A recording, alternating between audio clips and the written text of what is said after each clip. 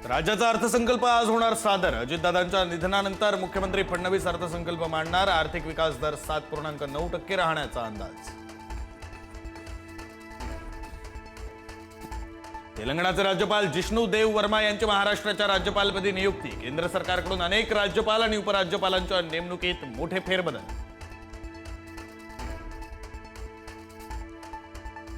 बहरीनमधील American तळांवर इराणचे हल्ले। तेल शुद्धीकरण प्रकल्पावरही इराणचा मिसाईल अटॅक। हल्ल्यानंतर रिफायनरी परिसरात मोठी आग।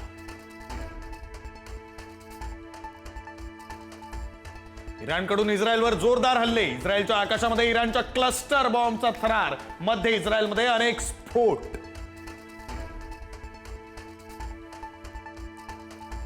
अबुधाबीवर इराणी बॅलिस्टिक क्षेपणास्त्र आणि ड्रोनचा हल्ला। यूएईच्या हवाई दलाच्या तळाला केलं लक्ष्य। झायेद आंतरराष्ट्रीय विमानतळावर हल्ला। उत्तर कोरिया अमेरिकेविरुद्ध युद्धात उतरण्याची शक्यता। इराण आणि मध्य पूर्वेमध्ये कोरियाचे अनेक नागरिक। कोरियन नागरिकांना धक्का लागल्यास युद्धात उतरू, किम जोंग उन यांचा इशारा।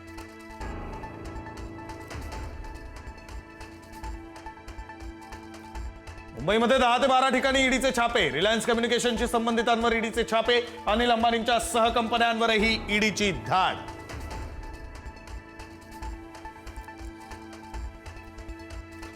लग्नापूर्वीचा प्रियकर पत्नीला त्रास देत असल्यानं त्याची हत्या। नागपूर जिल्ह्यातील खापरखेडा शिवारातली घटना।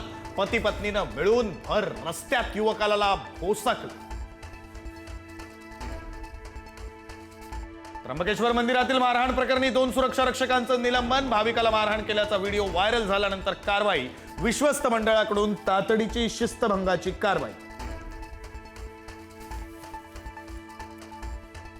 नवी मुंबईच्या कोपरखैरणेमध्ये स्लॅब कोसळला। विद्याभवन सोसायटीतील तळमजल्यावर ट्युशन सुरू असताना दुर्घटना। एका 13 वर्षीय विद्यार्थ्याचा मृत्यू, 11 जण जखमी। मुंबईच्या पवई तलावाच्या काठावर मगरीचं दर्शन। रात्रीच्या वेळेस रस्त्यावर विश्रांती घेत असलेल्या मगरीचा व्हिडिओ व्हायरल। परिसरामध्ये रात्रीच्या वेळेस भीतीचं वातावरण।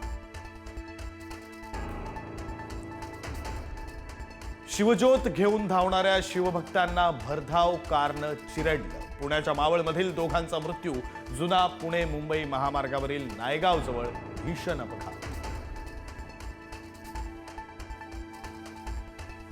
आज तिथीनुसार शिवजयंती सोहळा। राज्यभरात विविध ठिकाणी जल्लोषाचं वातावरण।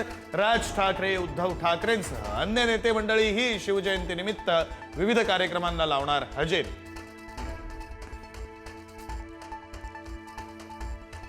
T20 विश्वचषकाचा उपांत्य फेरीमध्ये भारताचा इंग्लंडवर रोमहर्षक विजय। संजू सॅमसन, बुमराह, अक्षर पटेलची दमदार खेळी। रविवारी न्यूझीलंड सोबत अंतिम सामना।